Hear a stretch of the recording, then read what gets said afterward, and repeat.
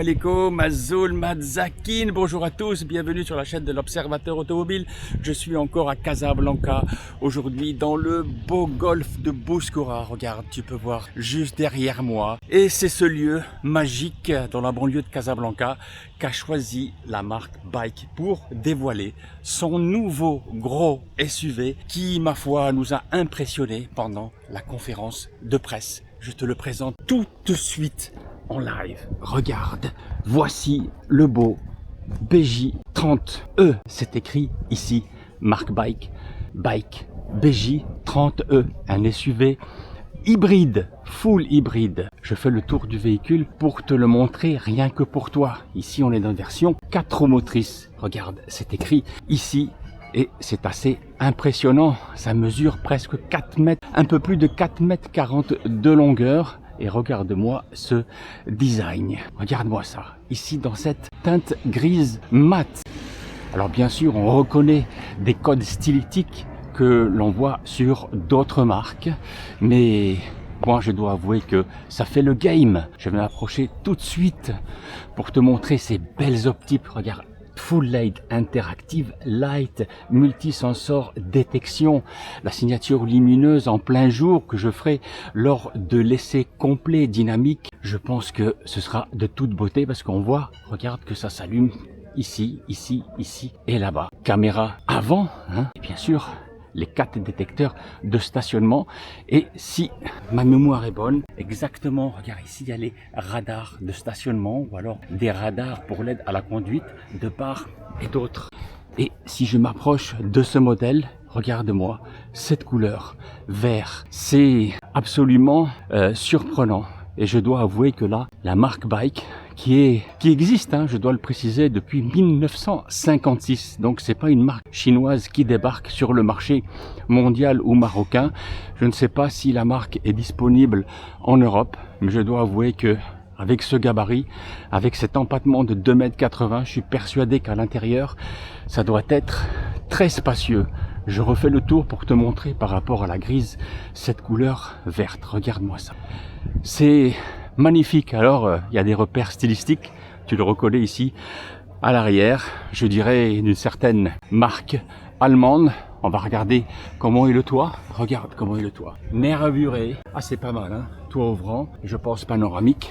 Et ouvrant, bien entendu, des belles barres de toit sur ces deux finitions en 4 roues motrices. Alors, je précise qu'en version 4.4, en version 4.2, pardon, la première LV4 qui s'appelle LV4 bien entendu développe 330 chevaux en puissance combinée. Je répète que c'est un achevé. Et en version 4 roues motrices, je pense que c'est celles qui sont présentes ici, elle développe 330 chevaux. Et ça, c'est énorme.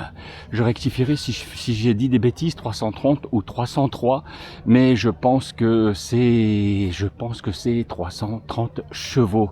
On va commencer tout de suite par ouvrir la malle, le petit bouton magique, et juste là, hop, et voici. Tu sais que j'aime ça. Et on arrive là sur un gros coffre qui doit dépasser les 500 litres. Regardez-moi cette surface de chargement. Ici, tu vois, il n'y a pas de roue de secours, c'est pas possible. Là, on remarque la batterie. Je pense que le réservoir à carburant est en dessous. Et bien sûr, tu pourras rabattre les sièges, 40-60 pour avoir beaucoup plus d'espace de chargement, une prise de 120 volts, bien entendu une prise 12 volts, des petites accroches ici, et ici un petit truc ingénieux. Regarde, tu l'enlèves, tu vois, c'est le cache-bagages, tu le déplies, regarde, comme ça, et là, derrière, tu vois, il y a 4 pas de vis. Tu viens sortir ça, qui est ici, tu viens les visser juste là. Je vais pas le faire maintenant parce que j'ai pas le temps. Et tu as une petite table pour venir pique-niquer avec ta famille. Et après, tu remets ça ici. Et tu pourras le déplier pour que ça fasse cache-bagages. Numéro de série, toujours apparent comme dans toutes les voitures chinoises. Je comprendrai jamais pourquoi il y a des autocollants à l'arrière que tu peux enlever facilement. Je referme avec la fermeture magique. On va commencer tout de suite par les places arrière pour voir comment elles sont accueillies. D'abord, le réservoir à carburant, parce que c'est un essence, bien entendu. Je te mets en incrustation la capacité du réservoir. Et là, on est sur des pneus. Je suis en train de regarder 235/60 par 19 pouces, une marque que je ne connais pas. One, W-A-N-L-I. Je pense qu'on appelle des Range Tour HT. Donc ça doit être pour faire du tout chemin et peut-être pas du 4x4, des disques pleins à l'arrière et pas ventilés. Et là, si je m'approche un petit peu pour te montrer toute la partie suspension que je ne peux pas encore bien te détailler parce que je ne peux pas monter le véhicule sur un pont élévateur des marchepieds pour pouvoir rentrer à l'intérieur facilement. Regarde, c'est qualitatif, du plastique moussé, ici du cuir moussé, il n'y a pas de surpiqûre, une belle poignée ingénieuse. Et regardez-moi cet espace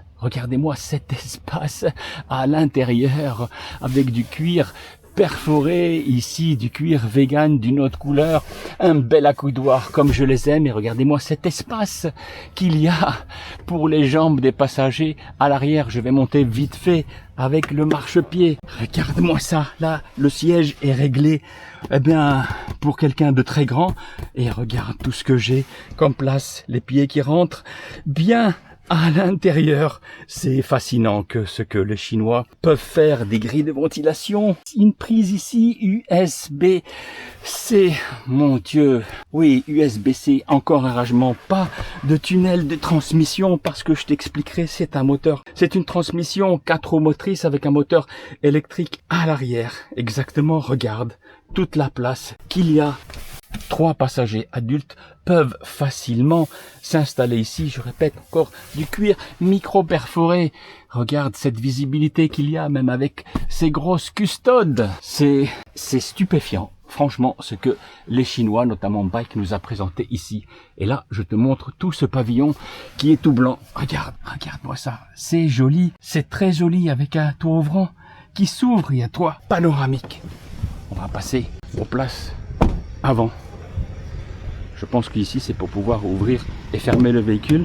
Toujours un marchepied très proéminent, une belle contre-porte, les 4 vies électriques, ça a l'air qualitatif, cette poignée aussi.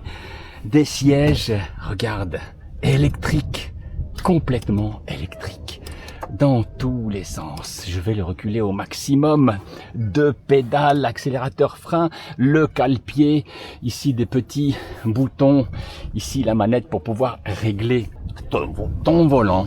Un rangement, ici c'est la norme dans les voitures chinoises, il y a un rangement sous la console avant. Je rentre à l'intérieur vite fait et voici sur ce qu'on arrive, un bel écran ici qui doit faire un peu plus de 7 pouces et ici un grand écran qui doit avoisiner les 15 pouces. Je ferai un petit test drive tout à l'heure. Un beau volant complètement réglable en hauteur et en profondeur.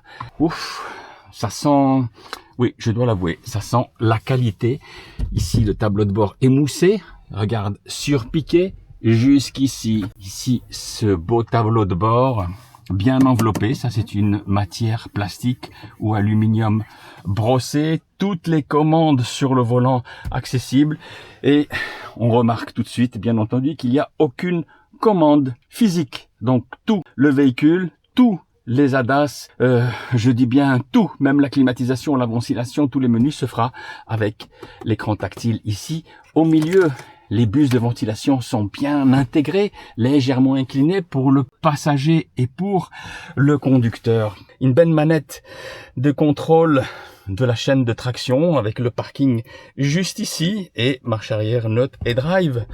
Ici une molette, je suppose. Non, ici c'est pas, le bouton n'est pas mécanique. Je suppose que c'est pour rentrer dans certaines fonctions ici à l'intérieur. Le parking, les ranges gobelets et ici un énorme vide-poche. Regarde-moi ça qui est ventilé. Je dois avouer que c'est surprenant, une belle boîte à gants et là un chargeur à induction. Regardez bien les amis. Regardez bien ça, c'est un chargeur à induction ventilé. pour ne pas que ton smartphone chauffe. Les assises ont l'air bien enveloppantes. Ce sera à tester lors d'un test drive longue durée. Tu vois que la visibilité arrière dans le rétroviseur, juste là, qui n'est pas électrochromique, mécanique, est tout à fait acceptable. Je dirais même qu'on y verra très bien. On voit bien que, tu vois, tout le pavillon est pas fuyant, il va jusqu'à la lunette arrière, et avec sa teinte beige gris clair ou beige clair, eh bien ça lui donne une sensation d'espace qui est tout à fait vraie. Il y a deux petites choses que je voudrais te montrer sur le véhicule avant de passer au coffre. Regarde ces deux petites inscriptions qui montrent que c'est un baroudeur. Je sais pas si tu la vois ici, avec la tente, le véhicule, la forêt, et je pense qu'il y en a un autre ici. On va pas le voir, peut-être qu'en ouvrant, je vais pouvoir le voir. Tu vois, il est là. Où est-il? Regarde, il est juste ici. Un petit clin d'œil sur son côté baroudeur. On va passer sur la chaîne mécanique en ouvrant le capot juste ici. Allons-y, on va voir, est-ce qu'il y a des vérins? Je l'espère, parce que pour un gros gabarit comme ça, alors il n'y a pas, regarde, tu vois, il n'y a pas de petite manette pour venir soulever le capot. Et on arrive avec deux vérins magiques sur toute la chaîne de traction. Ici, le moteur thermique, ici, le gros, regarde, moteur électrique, tu reconnais, avec les isoranges de couleur orange pour différencier des câbles noirs de toute la partie thermique. Tout est bien assemblé, tout est bien accessible, tout m'a l'air qualitatif. Des joints ici isolants, des joints ici isolants, des joints ici isolants phoniquement, une autre isolation phonique et thermique jusque là, parce que tu le sais, quand on roule, eh bien avec la pénétration de l'air dans ce sens-là, eh bien, avec les bruits du moteur, je le répète toujours dans le reportage, eh bien, il faut isoler tout ça avec les bruits d'air aussi. On voit ici qu'il y a une isolation ici phonique et thermique, une autre ici, tu vois, tout est bien accessible. Liquide, lave-glace, le liquide de refroidissement du moteur électrique ici, du moteur thermique, les freins, l'ABS, la boîte à fusible, la boîte à air, le calculateur, tout est bien accessible, même pour venir changer les ampoules des phares. Alors je fais une rectification sur ce que j'ai dit au début. Donc la version 4.2 développe 330 chevaux, vous avez bien entendu, en puissance combinée achevée auto-rechargeable, et la version 4.4 qui est celle-ci développe 404 chevaux. Oui, Ikhwan les amis, vous avez bien entendu, 404 chevaux. Numéro de châssis encore avec un petit autocollant juste ici. Je comprendrai jamais cette façon de mettre le numéro de châssis sur les voitures chinoises. Ici, tout le module de détection des ADAS pour l'allumage des phares automatiques et pour les essuie-glaces. Des beaux rétroviseurs qui sont pas extravagants, avec des caméras de recul de partout, puisque on les voit, regarde, juste ici, et elles sont de part et d'autre. Je précise que sur les enjoliveurs de roues, ici, eh ben tu vois, ça s'allume. Oui, c'est un petit gadget qui plaira à une certaine tranche de clientèle. À l'avant, des disques ventilés. Je vais me mettre à l'arrière pour voir si j'arrive à voir la transmission électrique 4x4 sur le train arrière. Donc je descends avec toi et on va regarder si on la voit. Oui, exactement, il y a, regarde, une transmission électrique. J'essaye de me mettre à l'intérieur. Tu la vois juste ici. Ça, c'est le pot d'échappement thermique avec deux sorties. Suspension, tu le vois, indépendante. Et là, tu vois la transmission électrique sur le pont arrière. J'ai essayé de me contorsionner pour te le montrer. Dites-moi, Ikhwan les amis, ce que vous pensez de ce nouveau bike BJ30E en full hybride. Je dois avouer que dans cette couleur verte, il est magnifique. Plus joli que l'autre là-bas en gris mat. Donnez-moi vos avis en commentaire. Les amis, j'ai un confrère qui filme ici, certains le reconnaîtront, de Vandaloo.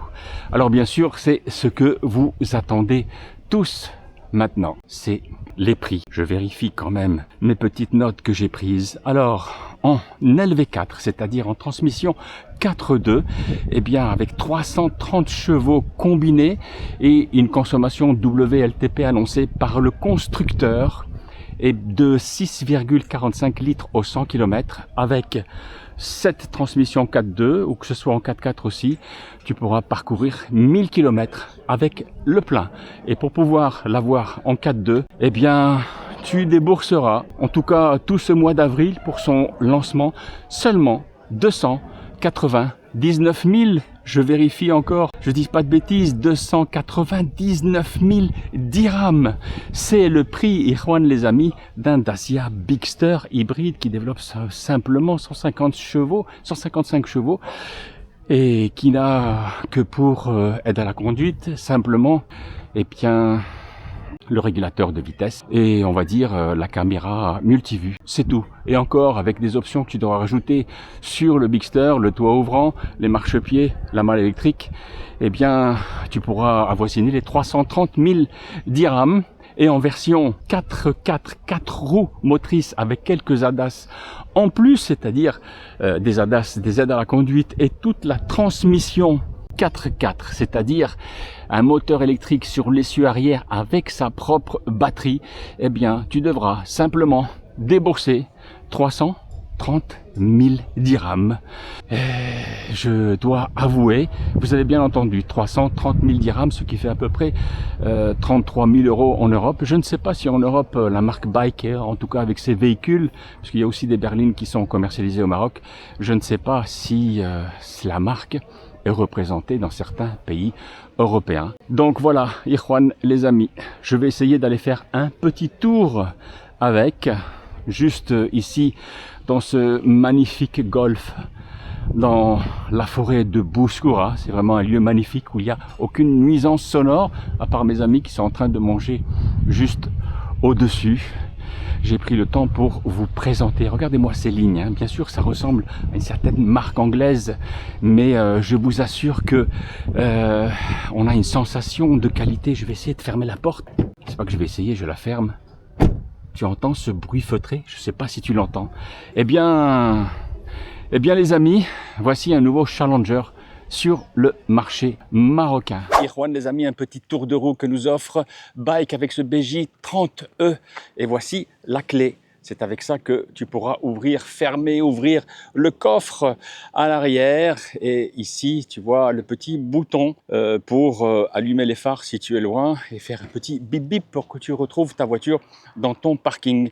Donc, ce que je te propose, c'est de venir faire un petit tour de roue avec moi. Donc, je précise ici, on est sur la version 4x4, c'est-à-dire avec un moteur thermique à l'avant avec son moteur électrique et un moteur à l'arrière avec sa batterie pour pouvoir entraîner les roues arrière. Salam alaikum. Ça va? Présentez-vous, vous êtes monsieur le chef des ventes de la marque Bike au Maroc.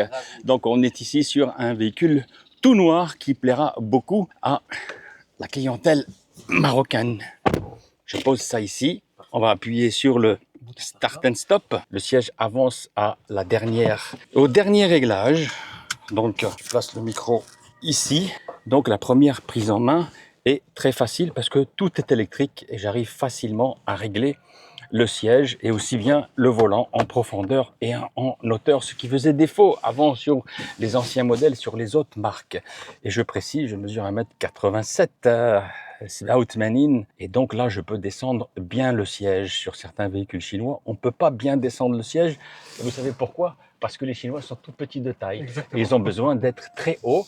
Et il y a des marques chinoises qui n'offrent pas cette option. Ici, on est sur un écran de presque 8 pouces. 10,2, encore mieux. Et ici, on doit frôler les 14 pouces. Et on remarque tout de suite qu'il n'y a pas du tout de bouton physique pour régler la climatisation ou toutes les autres applications. Il faudra appuyer ici, revenir. Et même pour la climatisation, tout devra être réglé sur cet écran tactile central, mais je pense que on s'y habituera. Vide, un chargeur ici à induction. Je peux prendre mon portable et vous regardez, comme je vous l'ai dit tout à l'heure, c'est ventilé, donc ce qui permettra, je vais voir si ça marche, ce qui permettra de le ventiler exactement, regardez, à charger. Je l'enlève, de ventiler votre téléphone, parce que toujours avec les chargeurs d'induction, ça chauffe bzef. Donc, on va enclencher, on va ouvrir un petit peu la vitre et on va aller faire un petit tour avec le gentil monsieur responsable commercial qui est à côté de moi. Donc, on met sur le dé et c'est bon. Et là, la magie opère. Regardez, on est en mode EV, c'est-à-dire 100% électrique. Alors le véhicule pèse, vous savez combien il pèse? On est sur du 2,7 si ma mémoire est bonne. 2,7. Si ma- C'est-à-dire avec le plein? Non, sans le plein, à Sans vide. le plein, oui. Sans le vide. Donc là, toute la chaîne de traction nous a extirpé avec facilité. Donc il faut quand même garder à l'esprit qu'on est quand même sur une chaîne de traction en puissance combinée de 404 chevaux. Je vais fermer la vitre de mon côté, parce qu'il y a le moteur thermique qui s'est mis en route. Je pense qu'on est maintenant en mode, on n'est pas en mode électrique. Eh bien, Irwan, les amis, je dois vous dire que c'est très bien insonorisé.